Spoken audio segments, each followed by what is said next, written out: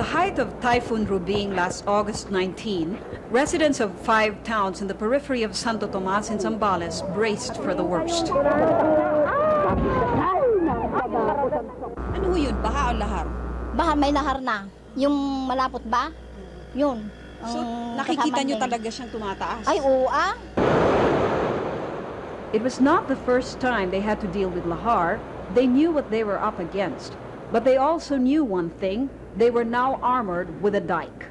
Nung nag-uumpisa na yung bagyo, no, ho, 17 pa lang ho, nag-uumpisa na yung bagyo eh. Warning. Naghanda na ho ba kayo?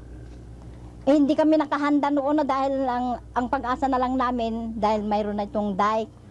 Gaya malakas ng kalooban namin na hindi na kami magbakwit. But their hopes would soon be crushed. At around 7 p.m., a 200-meter stretch of the dike collapsed, burying portions of the town of San Marcelino, including the Western Luzon Agricultural College. Nearby towns were also flooded, and a national highway bridge was destroyed. Residents fled to higher grounds, leaving much of their belongings behind. On hindsight, they were lucky they were awake when it happened. We've been lucky so far, but the worst is yet to come, I believe. Former Olongapo Mayor Richard Gordon has strongly objected to the building of the Santo Tomas Dike. His wife, Congresswoman Kate Gordon, represents the 1st District of Zambales, which includes San Marcelino and some of the towns in the Santo Tomas Armor area.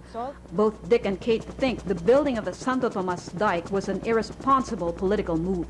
We are not listening to the scientists that are supposed to be on the field and who have the expertise. But you know, when people say, oh, there are dikes being made, so it's okay. But then it's not really okay. We were lucky this time. The dikes were overtopped by the lahar, and the dikes were breached.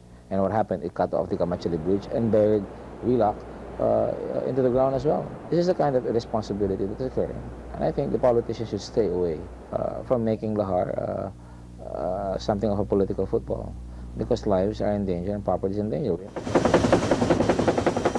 The eruption of Mount Pinatubo in 1991 is now considered the biggest volcanic eruption of the century in terms of the volume of volcanic debris emitted. This debris of so-called pyroclastic materials now poses a constant hazard when it is brought down from the mountains by rainwater in the form of lahar. Because lahar is made up of water and solid materials, its strength could be 10 to 20 times more than ordinary floodwater, and therefore will require stronger structures if it is to be contained. The question is whether or not it should be contained at all. If scientists and engineers got together and worked harmoniously together, we may be able to build dikes that might work in specific situations. Dr. Kelvin Rodolfo is a marine geologist from the University of Illinois.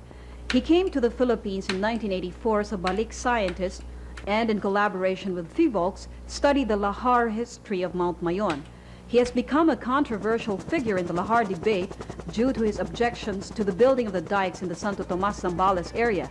He has also been closely associated with the Gordons. Why have the dikes failed so far? The dikes have failed because the science of lahar has been ignored in the construction and the planning of dikes. What is the science of lahar? Well, let's put it this way. If you want to cage a wild animal, and you want to build a cage for that animal, the first thing you have to do is study the behavior and the strength of that animal. This has not been done by the people who seek to contain lahars. And Dr. Rodolfo and his group assigned to study the lahar in Zambales have made what they believe are definitive conclusions about lahar. Here on the Zambales side, you have to understand that 75% of all the pyroclastic material on the volcano that is mobilized into lahar sits on this side. So long after the Pampanga and Tarlac side of the volcano stop experiencing lahars, we will be experiencing lahars on this side. So we're talking about many years. Because Zambales will bear much of the brunt of the lahar flows, Dr. Rodolfo believes the dike that is to be built there must be several times stronger than those in Pampanga and Tarlac if it is to last. As it is, he wagers, the dike that has been built is doomed to fail. The best example of a bad dike is the Santo Tomas River dike. Early in the planning, the engineers did seek some of our input, and the engineers realized that the eastern end of the dike would be attacked by debris flows, yung mga lahar na malapot. And furthermore, that those debris flows are 10 to 20 times more powerful than normal flood water. As a consequence, they estimated that those dikes should have concrete armor at least 1/2 meter thick. Dr. Rodolfo's group was of the opinion that a dike 11.5 meters high would not be enough to contain the worst of lahar flows. FIVOLC's chief, Raimundo Punongbayan, recommended 6 meters. All agreed the dike had to be armored with concrete at least 1.5 meters wide. But when all was said and done, the dike built was only 3 meters high and some 6 inches wide. The Santo Tomas dike was built at a cost of 220 million pesos. The main reason it fell below specifications is lack of funds. Faced with a difficult choice, decision makers were split. In the end, a political decision was reached: build the dike. Decision to build the Santo Tomas dike was the decision of one man, one politician. And that decision was made even while the lahar containment structures of 1992 were systematically being obliterated by lahars. Oh yes, they accuse me. I'm proud to be accused of trying to save the communities. Congressman Antonio Diaz of the 2nd District of Zambales has been the primary force behind the building of the 19-kilometer-long Santo Tomas dike. He had fought for the building of the dike from the very start, saying it was the only way to save existing communities, which he believes must be done at all cost. There are only 2 choices. We don't do anything to protect our road networks and our communities, or we do something. You're talking here of 6 towns times an average of 40,000 per town. You're talking here of 240,000 people. Yes, you just don't say, you're gonna die, you're gonna be swept away. Punta muna kayo temporarily while it's raining. Saan? Kung kwan lang ho sana, di gawin na lang yung dike para wag na lang mag-evacuate. Aling Lina has lived in San Marcelino for 10 years now. She and many of her townmates support the building of the dike because it is the only way, they say, they can preserve their properties. This despite the partial collapse of the dike last August 19. But Dr. Rodolfo's recommendations are not as valued by the government as they are by the Gordons. This has been a major source of his frustration, as well as a major cause of the conflict over the dikes. With all the effort and all the thought and all the danger that we go through, that the results of our work are deliberately ignored or even controverted by the people who decide to make dams. If we give up now, we'll never learn how to do battles with lahar. Raimundo Punongbayan is head of the FIVOLCs. He denies that he and Dr. Rodolfo have substantial differences in scientific opinion, but he admits they have vast differences in approach.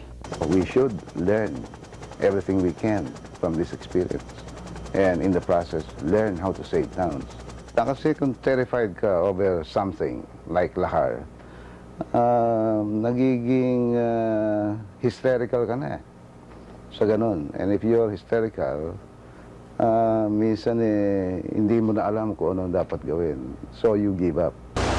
But the next lahar, Dr. Rodolfo says, may be the worst one. With millions of cubic meters of debris still waiting to be washed down, he says the next big rain that directly hits Zambales could bring the worst-case scenario. The worst-case scenario will make lahars so bad that I can't even conceive of how bad they're going to be. It's beyond the limits of what I understand from the work that we've done. And if we continue to build dikes where considerations are less lahar containment and more political considerations, we're setting ourselves up for major tragedies. Diaz's insistence on building the dikes, despite initial scientific opinions to the contrary, has earned him considerable flack. Media has accused him of graft and influence peddling, especially in his capacity as chairman of the Oversight Committee on Pinatubo. The Gordons say his initiatives are purely political, designed to win him more votes in his home province. The question must be asked, who really makes a decision? Should it be the people who are out there on the field studying the movements of lahar so that they would be able to know where it's going and how we can react to it? Or should we be listening to people who may want to look good at the expense of lives and property, or maybe do not even know that what they're doing may be costing us lives and property in the future. I accuse them, Luci, of a hidden agenda here. Their proposal is to use this money of Republic Act 7637, of which I am co-author with the Speaker, when they recommend that instead of building dikes and protecting these communities, to build small communities inside Olongapo, inside little economic zones, and use this money instead from the Lahar money. They read the provisions of the law. Even if I want to give them that money, it cannot be done because the law is specific. Ngayon nasira yung dike. Plagay ko, nagdadasal sila tuwing linggo para masira yung dike to prove them right. Why can't we have the political will to tell our people, wala na, we move away during the rainy season and come back when it's no longer raining? Instead of building this money, instead of using this money and risking the lives of our people. Mr. Chair, Madam Chairperson, Mr. Chairman, I apologize. I have to rise, my voice has to rise here. My voice has to rise here because it seems we listen but we do not hear. And while the charges and counter-charges continue, so does the threat of Lahar. And while Congress is once again locked in debate over whether it should pour more funds for the improvement of the dike, those living behind it know only one thing. When the next big rain pours, they're on their own. Paano yan pag nagkabagyo ulit? Ano gagawin nyo? Tatakbo na lang po kami papunta doon sa bundok. Saan bundok? Diyan po sa Sitio Lawin. In case po na malakas ang ulan, may tatakbo ang bundok, ganun. Tapos kung wala na namang ulan, babalik na naman sa evacuation.